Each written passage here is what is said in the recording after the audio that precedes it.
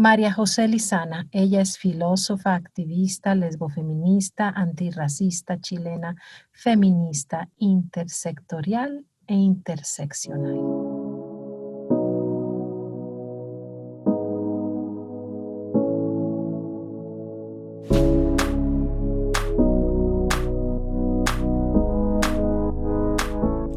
Hi everyone, welcome to Inapagable, a relentless pursuit of human rights.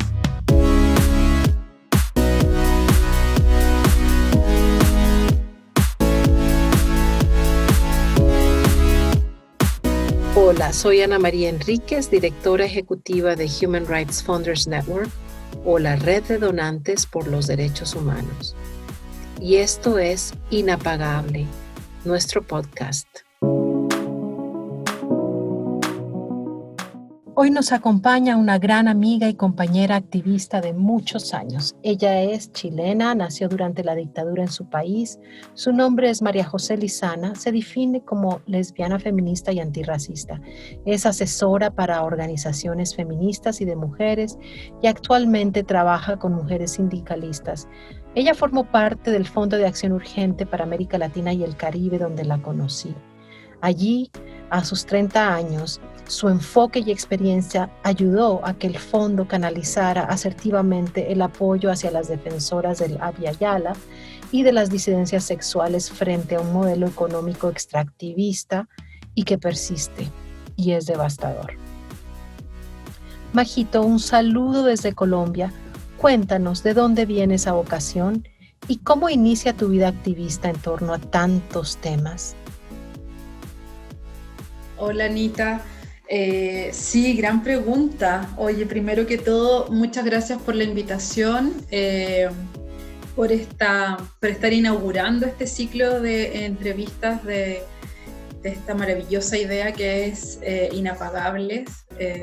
Me encanta el nombre, porque sobre todo hoy día que estamos atravesando una contingencia de tanta incertidumbre y a ratos tanta oscuridad, el inapagable, yo creo que el dar luz hoy día tiene una cualidad aún más importante y es una responsabilidad que tenemos también las personas que amamos la vida, que amamos la tierra, la Pachamama, y que creemos que es posible una sociedad y una humanidad mucho más humana, más conectada, más respetuosa, más diversa. Y bueno, yo creo que en relación a lo que tú me preguntas de dónde parte un poco esta búsqueda, este viaje también del activismo que se cruza con tantas cosas, ¿no? Yo creo que es imposible no pensar el activismo desde la propia historia, desde las memorias. Yo defino, para mí el tema de la memoria siempre es tan importante también, ¿no? De las memorias. Y sobre todo en este territorio con algunas memorias tan dolientes, ¿no? Y de tanta resistencia también. Bueno, yo nací diría yo, en plena oscuridad dictatorial en Chile a finales de los 70, cuando ya la dictadura en Chile llevaba 5 años y después de un inicio de década con mucha luz y mucha esperanza no solo para el pueblo chileno, sino que para el mundo entero y para la Latinoamérica toda, porque partíamos en la década de los 70 con la esperanza también de ver este modelo socialista, ¿cierto?, de la Unidad Popular, como un modelo al cual se podía llegar por los acuerdos, por los consensos, ¿cierto?, y que también podían de alguna manera hacer realidad esta como suerte de utopía de la redistribución, ¿cierto? De la redistribución de la equidad y de la justicia para los pueblos latinoamericanos, del derecho a la tierra, que es algo tan esencial y tan necesario, del respeto por los derechos de las personas, de los derechos humanos, ¿cierto? El respeto también por los pueblos originarios, en fin. Proyecto que rápidamente se vio truncado, ¿cierto? Nosotros sufrimos una brutal dictadura que de hecho todavía tiene tanta vigencia, es como algo de lo que no nos hemos podido deshacer, algo que unas raíces tan profundas y tan dolorosas que todavía están tan presentes. Y hoy día, sobre todo, eso, como que una y otra vez el presente se vuelve a cruzar, ¿no?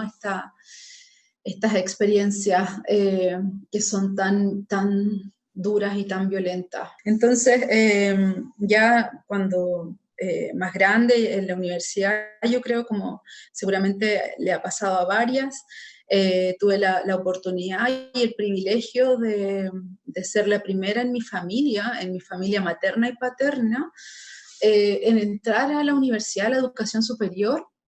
Y ahí, claro, era un privilegio, efectivamente, no tenía nada que ver con el colegio, a mí nunca me gustó mucho el colegio, también por lo mismo, por la cosa autoritaria, pero la universidad sentía yo que era, claro, otro mundo, o sea, y las conversaciones, las clases, los profesores, las profesoras, las bibliotecas, no sé, era todo como una apertura así gigante al conocimiento también, que en ese minuto me pareció bastante interesante. Y ahí yo creo que por ahí partió como esto de vincularse con el feminismo y como a nivel más teórico siempre.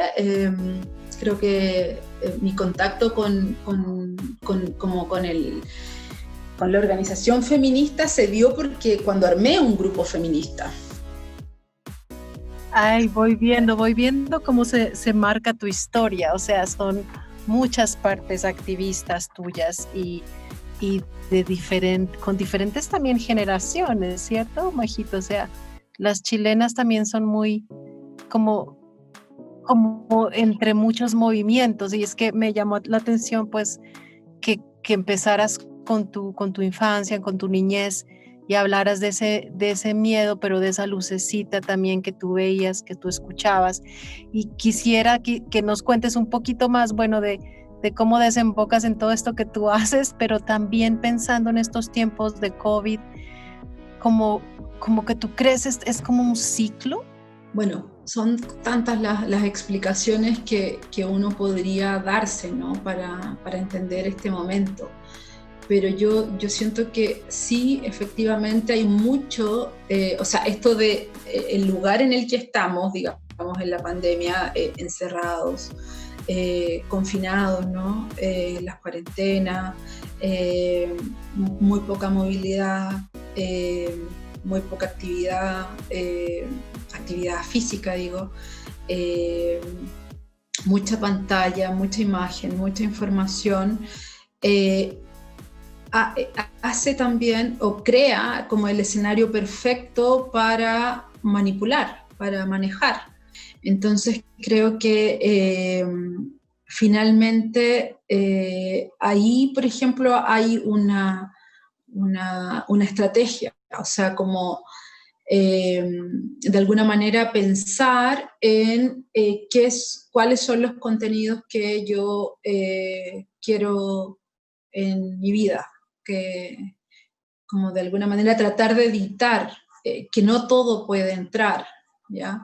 O sea, igual es como una cuota, una resistencia desde la libertad también, sobre todo las personas que vivimos en la ciudad, porque, por ejemplo, las personas que hoy día tienen la fortuna de vivir en espacios amplios como, no sé, espacios rurales o de campo o ya sea de cordillera, de lo que sea, tienes ahí finalmente tu relación es diferente, ¿no? Es diferente con los medios, tienes otras posibilidades. Hoy día para mí, por lo menos, el tema como de la estrategia espiritual, creo que cobra una dimensión demasiado importante en cuanto podemos también como generar así como un círculo protector, como una energía, una vibra, una luz protectora. Y eso tiene que ver con también precisamente impedir que otras energías que te pueden afectar entren. O sea, igual lo que estoy diciendo es como súper complejo, porque finalmente cuando tú estás en el activismo y estás en la lucha por los derechos de las personas y de los territorios, ahí es un lugar donde muchas veces la información o los temas que tú manejas son muy dolorosos y muy complejos. Entonces, pero así todo yo creo que ha habido, y como en la historia de la resistencia ha habido también un espacio importante para eso, y eso tiene que ver también con los ritos, como de limpiarse, ¿no? De darse espacios de cuidado, de contención, de, de acuerpamiento, que era un término que estábamos usando tanto el último tiempo y que ahora se habla de acuerpamiento virtual, porque ya el acuerpamiento presencial, material de los abrazos, lamentablemente por estos días está muy, muy difícil. Pero también podemos buscar ahí otras alternativas, y yo creo que ahí la sabiduría, digamos, de los pueblos originarios y de la diáspora también, de las personas afrodescendientes también hace ahí hace un vínculo bien bonito, como de poder como volver a estos ritos, ¿no? Volver a estos espacios de cuidado.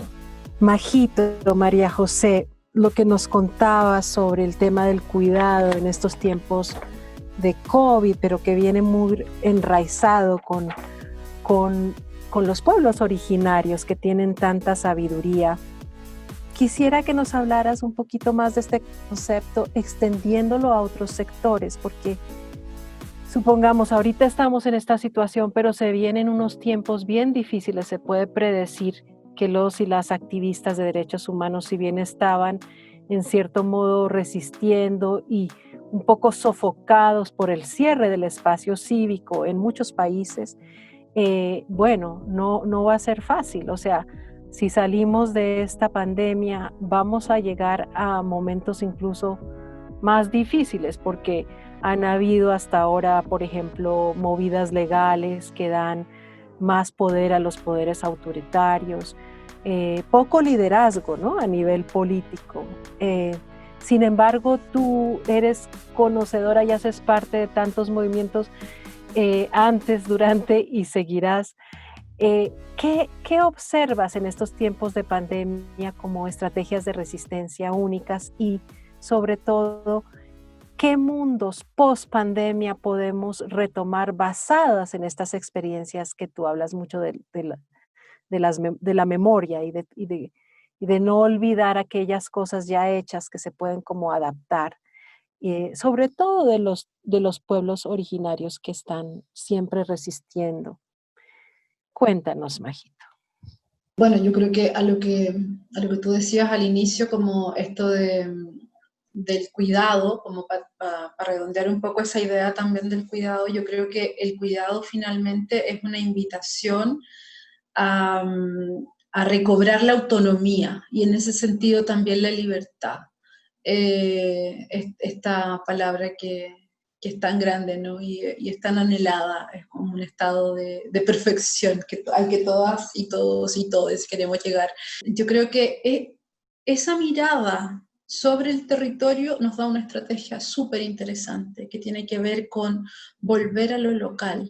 O sea, yo, bueno, llevo hartos años, y tú lo contabas ahí un poco en la presentación, trabajando en un gobierno local, claro, en un gobierno en la ciudad, pero a mí la experiencia de lo local después de haber pasado por la experiencia también de cuando trabajé en Alquimia, cuando tuve la oportunidad de ser parte de la Junta Directiva del Fondo de Acción Urgente, que era tener la posibilidad de miradas mucho más amplias, mucho más a nivel nacional, a nivel regional, ¿cierto?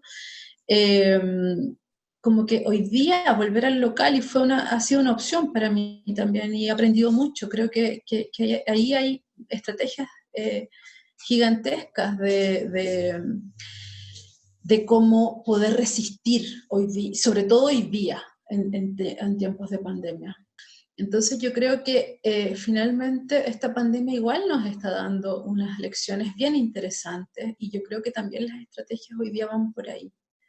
Yo, o sea, anhelo, ya que me preguntabas por los sueños y cómo espero como que sea el futuro o más adelante, no sé, anhelo el momento en que digamos, en que empecemos a hacer escuelas locales, barriales, donde cada quien enseñe por grupo y no solo a los niños de 14 y 15 años que están en el primer grado, aquí decimos en el primer año de educación media. No, sino que una educación intergeneracional, o sea, ¿por qué no? ¿Por qué no puede ir una persona mayor, un niño de 5 años, un adulto de 30 y no sé, una mujer migrante de 35, todos a una misma clase de historia, por ejemplo, o de lo que fuere? Yo Qué creo que bonito. yo Sí. creo que ese tipo de cuestiones deberían ir sucediendo y eso tiene que ver también con los niveles de conciencia con los que estemos, porque finalmente, claro, hoy día estamos como en una situación que es compleja, porque bueno, se aproximan tiempos muy complejos, mucho más complejos de lo que estamos viviendo hoy día, entonces también la desesperanza, la desesperación, el hambre, te puede llevar a tomar muy malas decisiones. Y también yo siento que fue como de harto alivio, pero también en nuestras escrituras se percibía eso, como ese malestar, esa cosa de ya, o sea, tiene que, en algún momento, esto tiene que terminar, tiene que reventarse por alguna parte. Sí, sí, como el ahogo del Sí, consumerismo, ¿cierto? sí, Como sí, el capitalismo ahogando. sí, Y, no, totalmente. Majito, y tú, te corto un segundito solo porque hablabas de que bueno, Chile estaba como en una olla de presión, estaba que Ujú, explotó, ya explotaba, perpetuación de la inequidad, injusticia. ujú, Y quisiera que hablaras un poquito del racismo, porque tú te autodenominas lesbiana, mm, feminista, antirracista, y ujú, a mí me entusiasma mucho que haya interseccionalidad en las juventudes a nivel mundial, con un llamado antirracista y anticolonial, antipatriarcal, anticapitalista, ujú, ¿cierto? Que era lo que se veía mucho, pues, en Chile antes de la pandemia y se ve, estoy segura, sí, siguen esos llamados. Pero ujú, pero en el contexto de Estados Unidos y de toda pese a la pandemia, los pueblos negros, la juventud negra y en solidaridad los aliados y las aliadas blancas y de diferentes colores, digamos, se han ujú. unido a este llamado de Black Lives Matter. Y yo me pregunto si, ¿qué ha pasado en Chile en torno a en torno a este movimiento? Ujú, Puesto que tú decías, se está desenmascarando todo, o sea, lo que ya sí, había bien desenmascarado, y por eso hay que apelar al cuidado, hay que apelar a lo local, ujú, a una llamada por libertad, un poco, una estrategia espiritual, hablabas ujú, antes. ujú, ¿Cómo tú ves esto? Porque esto está en la raíz, el racismo sí, es por siglos y sí. siglos. ¿Cómo logramos también despatriarcar, cómo logramos salir de esto Mm, afrontándolo y al mismo tiempo imaginando esos otros mundos de los que tú hablabas? sí. Sí, mira, yo siento que otra sensación que tengo en estos últimos días, así como días de reflexiones de pandemia, diría yo, es que de alguna manera ha venido como varios procesos de autonomización de diversos grupos que no necesariamente se encontraban, hoy día se están pudiendo encontrar, porque finalmente se entiende que la resistencia y la opresión eh, tienen como, o sea, es la misma raíz, ¿no? Es la misma raíz. Entonces yo siento que, me acuerdo que hace unos años atrás yo, como volviendo al tema de la literatura, no sé por qué me quedé como pegada con eso, pero yo Sí, me escribí, gusta. Ajá. sí, yo escribí un texto que se llama La prueba de la blancura. Y me salió, porque en realidad son estos talleres de literatura que Wow. uno hace que son talleres experimentales, entonces no es una cosa así muy teorizada ni nada, sino que es como la experiencia que viene y se pone ahí. Entonces en ese texto la prueba de la blancura para mí fue, o sea, yo siempre sentía que en mis textos era así como una, primero una náusea y luego un destape. Entonces, muchas veces era bien brutal el lenguaje y la forma. Y entonces en ese texto de la prueba de la blancura yo hacía un recuerdo de infancia. Y en ese recuerdo de infancia yo me acordaba cómo mi abuela me lavaba las manos. Entonces mi abuela me lavaba las manos y ella se esmeraba por, según ella, sacarme el piñén, que era la mugre, la suciedad, digamos, de las manos y de repente hacía tanta fuerza en mis manos para sacarme lo que para ella era mugre, que mis manos quedaban rojas y yo le decía, abuela, ya no queda mugre, ese es mi color. Y era así como, y yo me recordé de eso en el taller y era como, claro, había un tema y súper fuerte y varias veces también lo sentí en otras como ¿cómo se llama? Como afirmaciones que escuché como de las personas adultas, de decir, ah, no sé, frente a una guaguita recién nacida, un bebé, ay, qué bueno, mira, es blanquito, o es más blanquito, o no sé qué. Y entonces era como, pero ¿por qué? O sea, ¿qué pasa aquí? ¿Qué tiene que alguien sea más o menos blanco? ¿Por qué? ¿Por qué si es más blanco es mejor? No entiendo. Bueno, y yo esas son historias que yo escuché de chica entonces creo que finalmente ese racismo está tan introyectado, es tan constitutivo de nuestras subjetividades que ha ido entrando así, como a fuerza, brutalidad, con dolor, eh, y tiene que ver con no querer verse uno misma. Entonces, en ese texto que yo escribí, La prueba de la blancura, yo contaba esa historia, y por supuesto que esa situación de que mi abuela me lavaba las manos era en plena dictadura, además.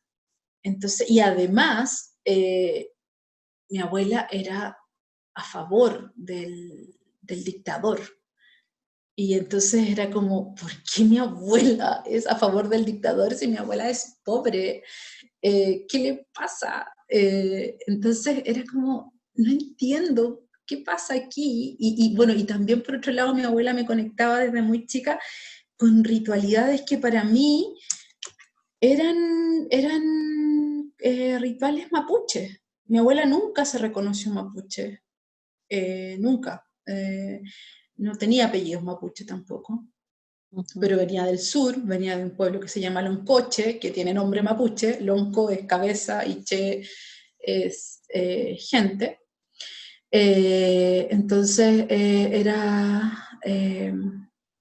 algo pasa aquí, como que algo no me cuadra, una parte de la historia no, parece que está cortada, no sé. Bueno, entonces creo que en nuestras experiencias hay mucho de eso, hay mucho de eso. Entonces el racismo, por ejemplo, ahora con toda la campaña y todo lo que pasaba en Estados Unidos después del asesinato de George Floyd, acá en Chile, bueno, también hemos tenido asesinatos eh, racistas contra personas mapuches, contra personas que están viviendo en sus comunidades y que son allanadas y que son asesinadas. Por ejemplo, el asesinato de Catrillanca hace algunos años, no, 2 años, no, todavía no se cumplen 2 años, pero 1 año y medio atrás, más o menos, y otros jóvenes siempre, jóvenes mapuches, que están precisamente haciendo procesos reivindicativos en sus comunidades, o sea, personas que están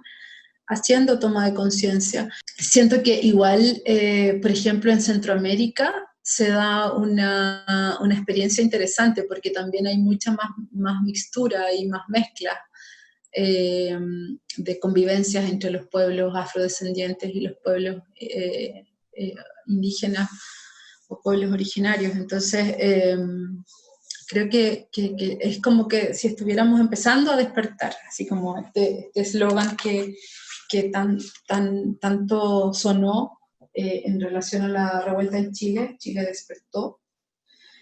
Es como eso, como que el mundo está empezando a despertar y a ver cosas que, bueno, están hace mucho tiempo ahí y que no estábamos queriendo ver, que tiene que ver con las relaciones, con las hegemonías, ¿cierto? Con Sí, la hegemonía blanca, colonial, capitalista, ¿cierto? sí, Uh-huh. nos cuesta llevar a cabo como ese proceso de concientización porque es bien enraizado, bien fuerte, Uh-huh. ¿cierto? O Uh-huh. sea, a nivel teórico lo vemos y digamos, la esperanza es que se ve, bueno, en las calles se ve como una alianza entre sectores, sobre todo Uh-huh. juvenil. Es un movimiento joven y es Uh-huh. liderado por mujeres lesbianas que empezaron esto, afro lesbianas, ¿no? Uh-huh. Eso es lo interesante que a veces resulta esa parte invisibilizada, ¿cierto? De la historia. Uh-huh.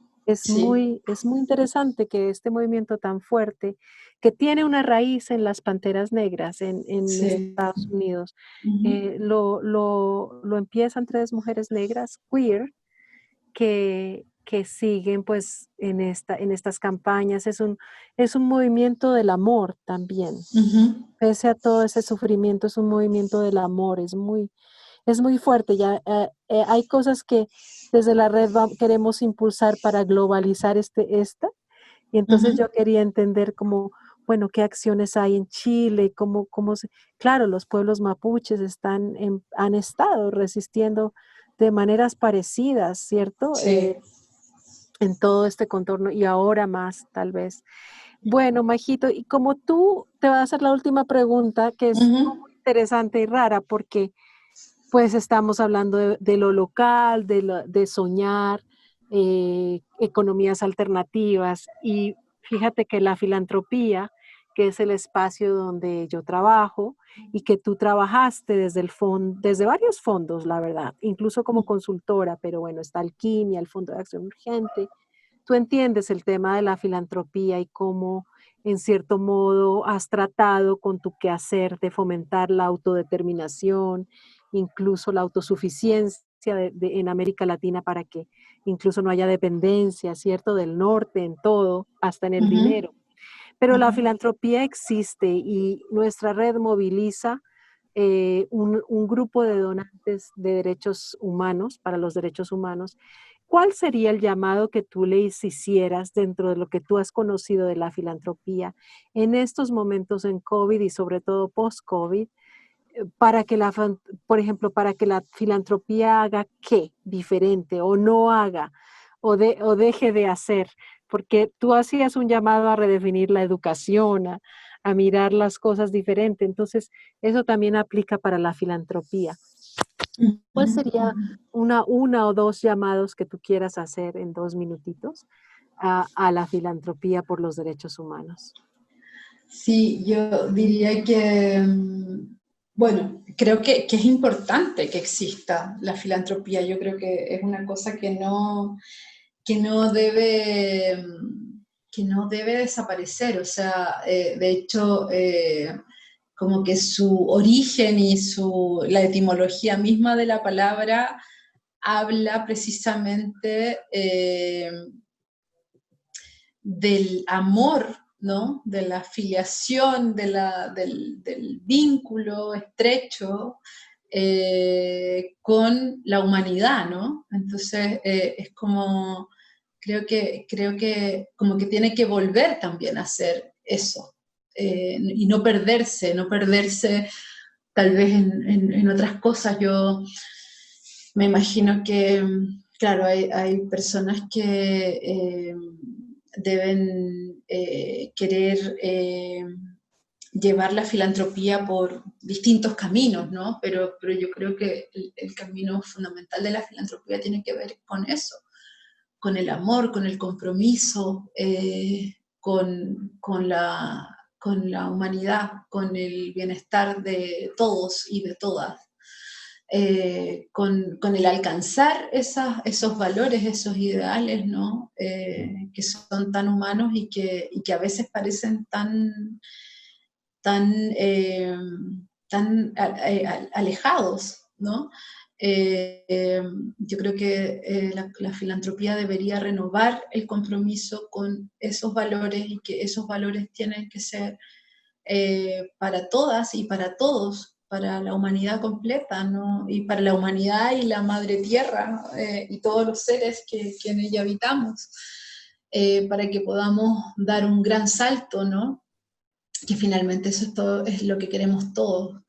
Entonces yo creo que debería volver a pensarse en eso, sobre todo en este momento que finalmente nos tiene a todos en una experiencia global que es dolorosa, que es compleja, pero yo creo que lo que nos enseña también es que de esto tenemos que salir juntos. Entonces la filantropía también hace ese llamado.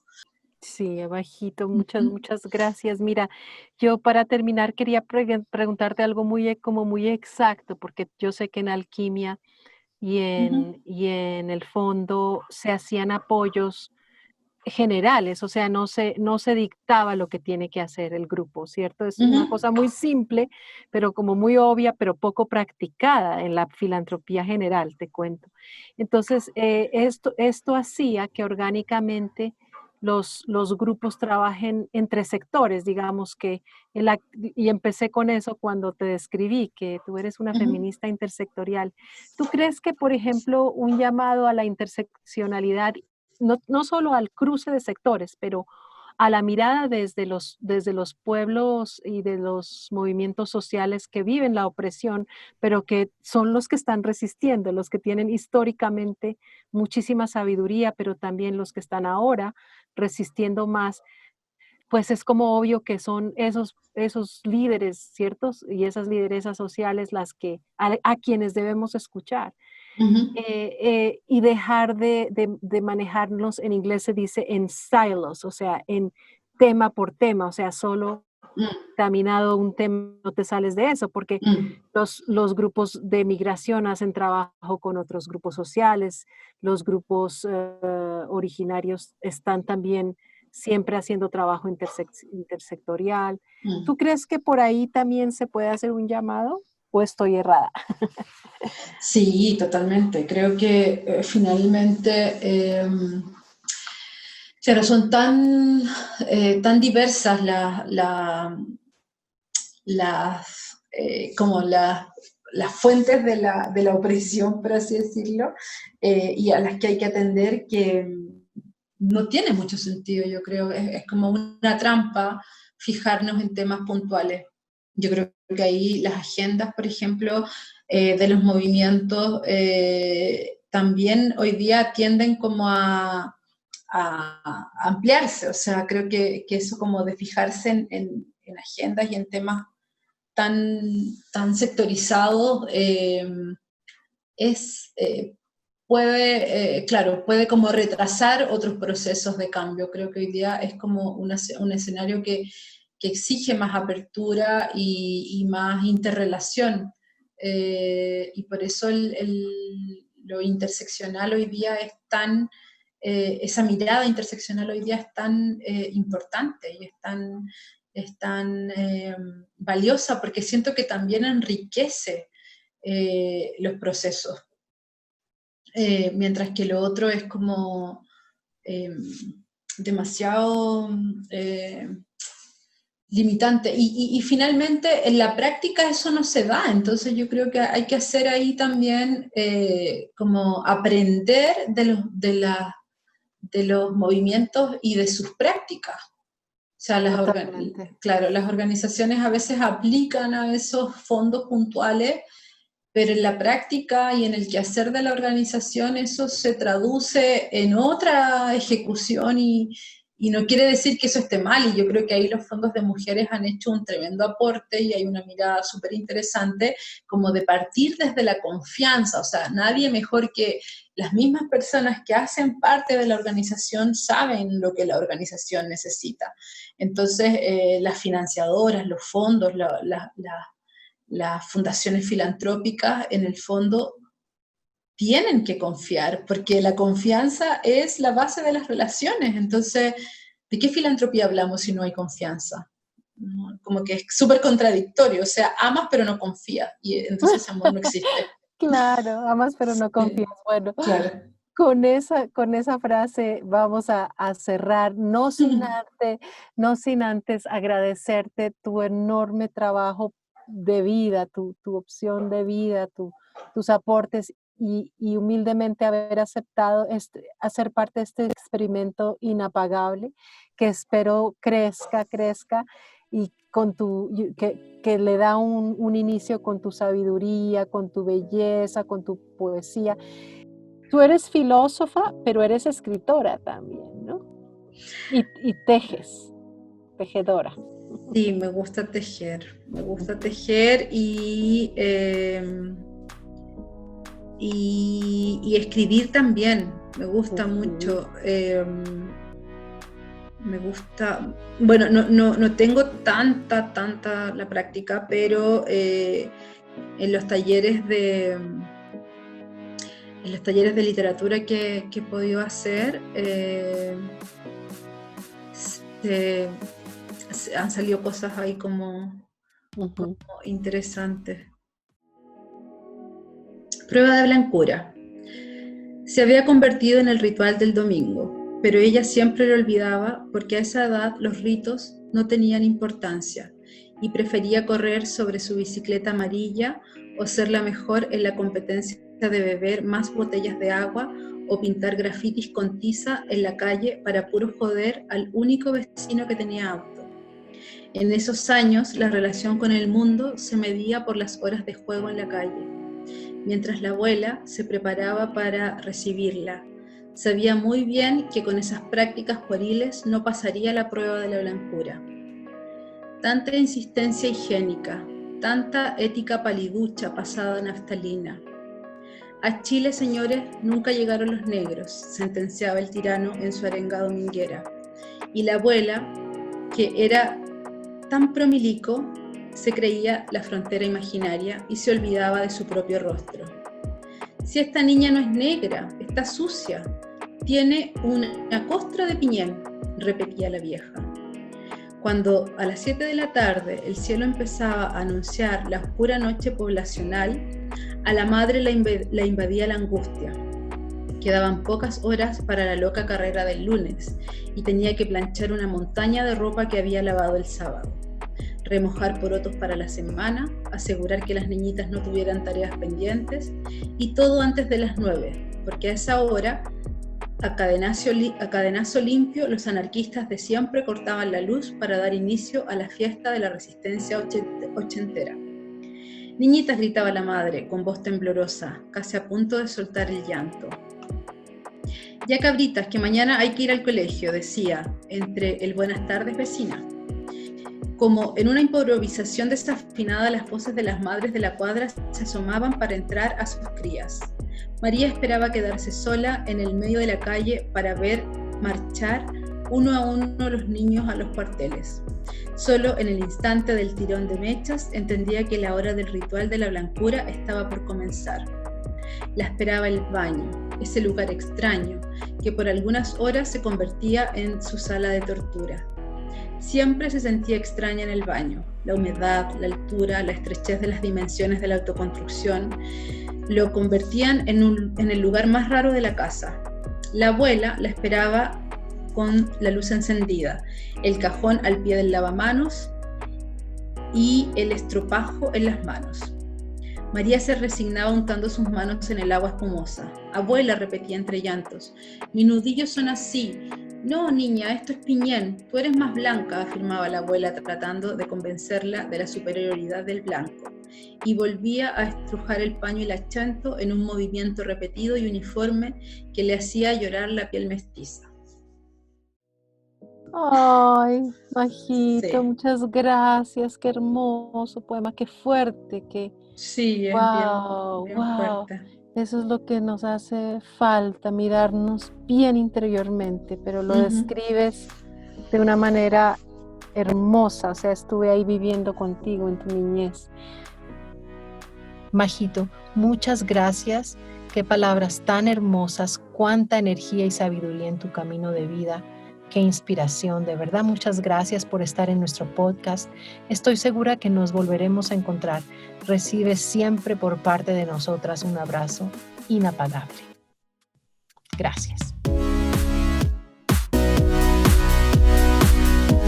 Así termina nuestro podcast Inapagable en la búsqueda incansable por los derechos humanos. Síguenos en nuestras redes sociales, Facebook, Instagram, LinkedIn, YouTube y Twitter, como HR Funders, HRFN y Human Rights Funders Network. Visita nuestra página web en www.hrfn.org.